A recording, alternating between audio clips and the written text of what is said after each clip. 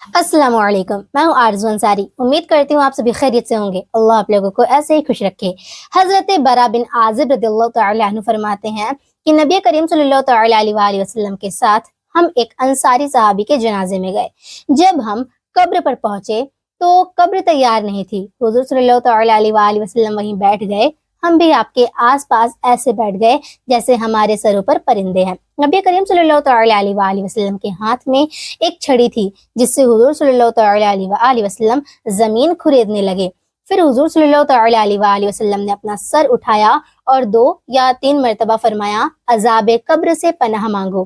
फिर फरमाया, जब कोई मोमिन बंदा दुनिया की तरफ से रवाना होकर आखिरत की तरफ जाता है तब उस पर आसमान से सफेद फरिश्ते उतरते हैं, गोया उनके चेहरे सूरज हों। उनके साथ जन्नती कफन होता है और जन्नती खुशबू होती है, यहाँ तक कि मैयत के पास ताहद्दे निगाह बैठ जाते हैं। फिर मलकुल मौत अलैहिस्सलाम आते हैं और उसके सर के पास बैठकर कहते हैं, ऐ पाक रूह, अल्लाह की बख्शिश और रिजा की तरफ चल। तो रूह इस तरह जिस्म से निकलती है जिस तरह पानी की मश्क में से पानी निकलता है और हजरत मलकुल मौत अलैहिस्सलाम उसकी रूह को कब्ज कर लेते हैं। मलकुल मौत अलैहिस्सलाम जैसे ही उस रूह को कब्ज करते हैं तो दूसरे फरिश्ते पल भर भी इंतजार नहीं करते, उस नेक रूह को मलकुल मौत अलैहिस्सलाम से लेकर चले जाते हैं। फिर उसे जन्नती कफन पहनाते हैं और जन्नती खुशबू लगाते हैं। वो रूह जमीन पर मिलने वाली बेहतर मुश्क से भी बेहतर नफीस होती है। फिर वो फरिश्ते उस रूह को लेकर चढ़ते हैं और फरिश्ते जिस जमाअत के पास से गुजरते हैं वो पूछते हैं कि ये खुशबू में बसी पाक रूह किसकी है। तो फरिश्ते कहते हैं ये फला बिन फला की है। वो इस तरह रूह का तारुफ ऐसे मुअज्जज और मोहतरम नाम से पुकारते हैं जिससे लोग दुनिया में उसे पुकारा करते थे, यहाँ तक कि वो उसे लेकर आसमान दुनिया की तरफ पहुंच जाते हैं। फिर उसके लिए आसमान के दरवाजे खोल दिए जाते हैं और अंदर जाने के लिए इजाजत तलब की जाती है। उसके बाद हर आसमान के फरिश्ते अगले आसमान तक पहुंच जाते हैं, हत्ता कि उसे 7वें आसमान तक पहुंचा देते हैं। तब अल्लाह ताला इरशाद फरमाता है, मेरे बंदे के नाम आमाल को मकाम इल्म ईन में लिख दो और उसे जमीन की तरफ लौटा दो। मैंने अपने बंदों को जमीन से ही पैदा किया है और इसी में लौटाऊंगा और दोबारा इसी से उन्हें जिंदा करूंगा। नबी करीम सल्लल्लाहु अलैहि वसल्लम ने फरमाया कि उसकी रूह उसके जिस्म में लौटा दी जाती है।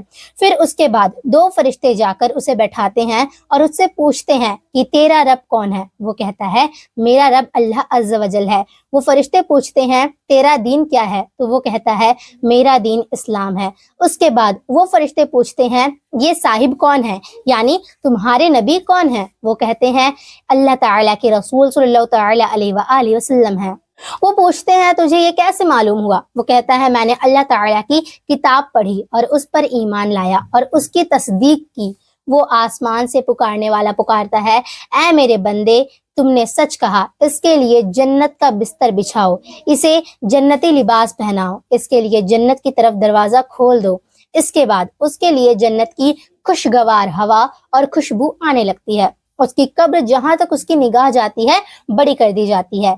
फिर उसके पास एक खूबसूरत चेहरे, अच्छे कपड़ों वाला और पाकीज़ा तरीन शख्स आता है। वो कहता है, तुझे खुशखबरी हो उस चीज की जो तुझे मसरूर करेगी। ये तेरा वो दिन है जिसका तुझसे वादा किया गया था। मुर्दा कहता है कि तू कौन है। तेरा चेहरा भलाई की खबर देता है। वो कहता है, मैं तेरा नेक अमल हूँ। ऐ मेरे रब, कयामत कायम कर ताकि मैं अपने परिवार से मिल जाऊं। हुजूर सल्लल्लाहु अलैहि वसल्लम ने फरमाया, जब काफिर बंदा इस दुनिया से रवाना होकर आखिरत की तरफ जाने लगता है तो उसकी तरफ आसमान से सियाह चेहरे वाले फरिश्ते उतरते हैं जिनके पास टाट होता है। वो उसके पास बैठ जाते हैं और मलकुल मौत अलैहिस्सलाम आकर उसके पास बैठते हैं और कहते हैं, ऐ खबीस रूह, अल्लाह की तरफ नाराजगी और गजब की तरफ निकल कर चल। वो रूह जिस्म में छुपती फिरती है। मलकुल मौत अलैहिस्सलाम उसे खींचते हैं और उसकी रूह कब्ज कर लेते हैं। तो वो फरिश्ते उसे मलकुल मौत अलैहिस्सलाम के हाथ में पलक झपकने की मिकदार भी नहीं रहने देते और टाट पर डाल देते हैं। اس میں سے روئے زمین کی بدترین مردار جیسی بو نکلتی ہے جب وہ اسے لے کر آسمان کی طرف چڑھتے ہیں۔ تو فرشتوں کی جس جماعت کی طرف سے وہ گزرتے ہیں وہ پوچھتے ہیں کہ یہ خبیث روح کس کی ہے؟ تو فرشتے اس کا دنیاوی بدترین نام لے کر کہتے ہیں یہ فلاں بن فلاں ہے، یہاں تک کہ اسے لے کر آسمان دنیا تک آتے ہیں اور اس کا دروازہ کھولنے کی اجازت طلب کرتے ہیں، مگر وہ اس کے لیے نہیں کھولا جاتا۔ اس کے بعد حضور صلی اللہ تعالی علیہ وآلہ وسلم نے یہ آیت مبارکہ پڑھی، لا تفتح لهم ابواب السماء ولا يدخلون الجنہ حتی یلج الجمل فی سم الخیاط۔